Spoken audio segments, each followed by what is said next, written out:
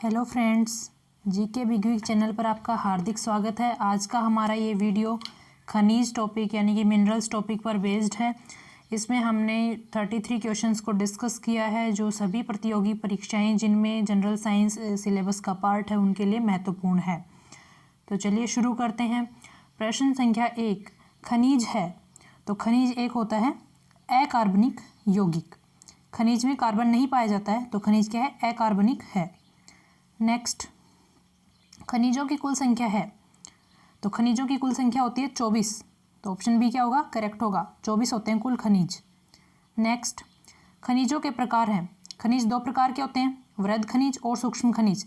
तो option C correct होगा, ए व बी दोनों, वृहद खनिज और सूक्ष्म खनिज। वृहद खनिज को इंग्लिश में कहते हैं मैक्रो मिनरल और सूक्ष्म खनिज को इंग्लिश में कहते हैं माइक्रो मिनरल। नेक्स्ट, निम्नलिखित में से वृहद खनिज नहीं है तो इनमें से वृहद खनिज जो नहीं है वो है ऑप्शन सी जिंक। जिंक वृहद खनिज नहीं है, जबकि कैल्शियम, सोडियम और पोटेशियम वृहद खनिज हैं। नेक्स्ट, फॉस्फोरस है तो फॉस्फोरस एक वृहद खनिज है। Option B is the correct answer. Next, निम्नलिखित में से सूक्ष्म खनिज नहीं है। Option A iodine, option B iron, option C zinc या ऑप्शन डी इनमें से कोई नहीं। आंसर होगा ऑप्शन डी, इनमें से कोई नहीं। ये तीनों ही क्या है? सूक्ष्म खनिज हैं। नेक्स्ट, हड्डियों के लिए आवश्यक खनिज है तो हड्डियों के लिए कैल्शियम और फॉस्फोरस दोनों ही आवश्यक होते हैं। तो ऑप्शन डी करेक्ट आएगा, ए और सी दोनों।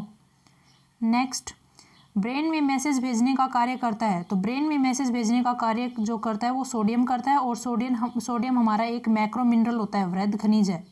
नेक्स्ट, खनिज जिसकी कमी से घेंगा रोग हो जाता है।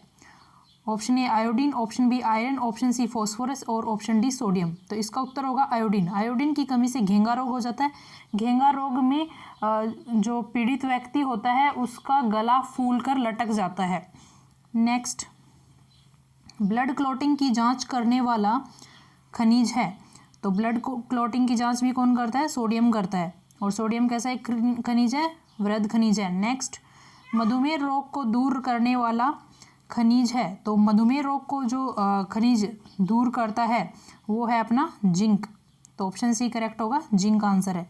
नेक्स्ट, क्वेश्चन नंबर 12, किस खनिज की कमी होने पर व्यक्ति की सूंघने एवं स्वाद की क्षमता कम हो जाती है?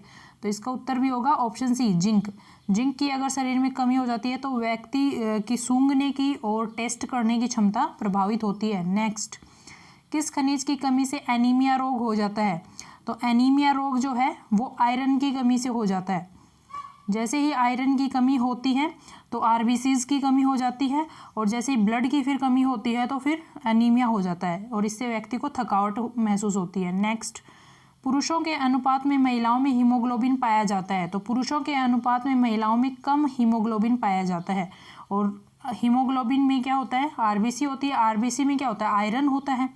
तो अगर हीमोग्लोबिन ही महिलाओं में कम होगा तो आरबीसीज भी कम होंगी और आयरन भी फिर क्या होगा? कम होगा। तो पुरुषों में आयरन ज़्यादा पाया जाता है। नेक्स्ट, वृहद खनिज सल्फर सहायक होता है तो जो सल्फर होता है वो प्रोटीन के निर्माण में सहायक होता है। तो ऑप्शन सी करेक्ट होगा।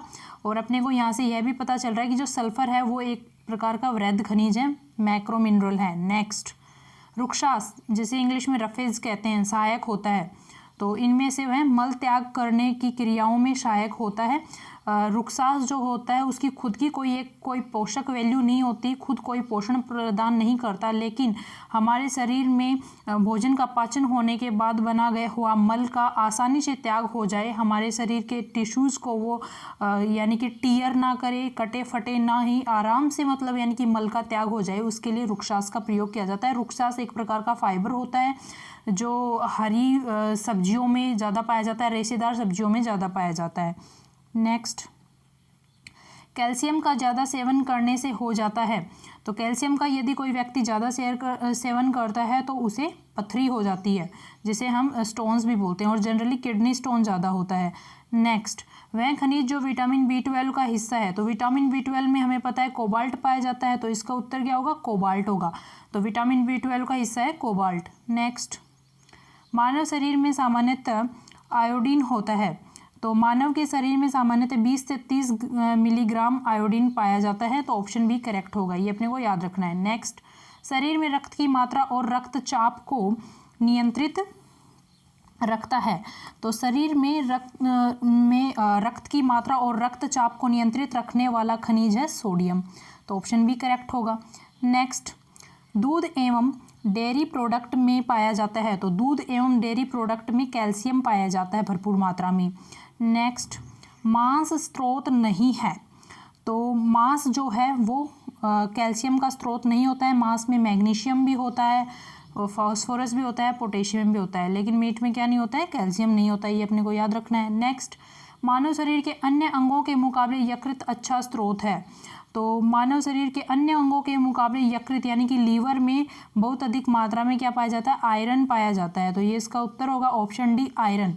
मानव शरीर में क्या के यकृत यानी कि लीवर में क्या पाया जाता है, आयरन पाया जाता है, ये अपने को याद रखना है। नेक्स्ट, सीप मांस व अंडे में होता है, तो सीप हो गई, मांस हो गया, और जो अंडा होता है उसमें क्या पाया जाता है, इनमें जिंक पाया जाता है, तो ऑप्शन सी करेक्ट होगा। सीप क्या है, जो समुद्र से मिलता है, यानी कि एक टाइप का सी फूड है सीप, ठीक है, और ऑप्शन सी इसमें जिंक होगा answer. Next, question number 25, carbohydrate तथा प्रोटीन का उपाय करने वाले, सॉरी यहाँ पर ये उपाय नहीं होगा, उपापचय आएगा, यानी कि जो इसका मेटाबॉलिज्म करता है, तो कार्बोहाइड्रेट तथा प्रोटीन का जो मेटाबॉलिज्म करते हैं उन एंजाइम्स में क्या पाया जाता है, तो उन एंजाइम्स में जिंक पाया जाता है, ये भी अपने को ध्यान रखना है।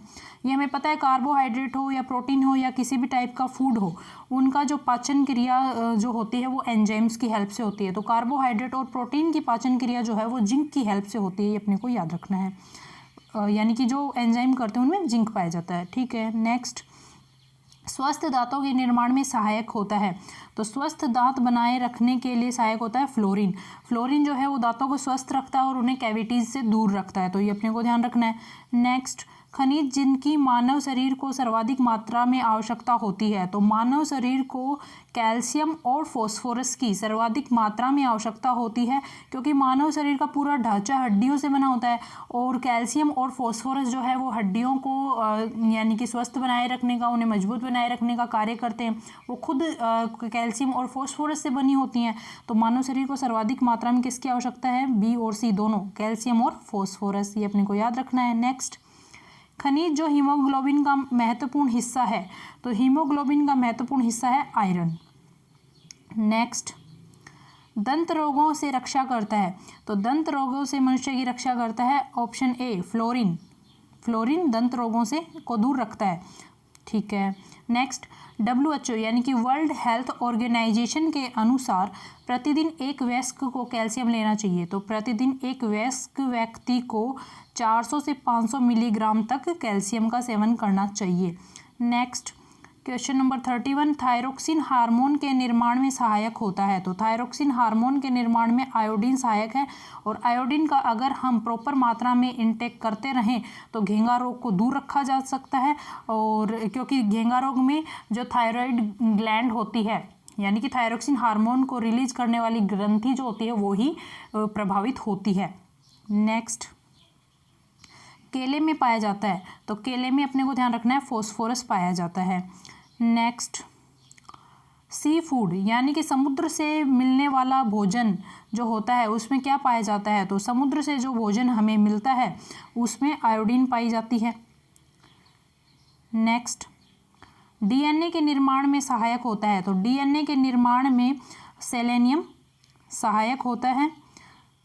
तो इस वीडियो में हमने मिनरल से संबंधित सभी क्वेश्चंस को डिस्कस कर लिया है, और इस तरीके से हमारा न्यूट्रिशन टॉपिक कंप्लीट होता है।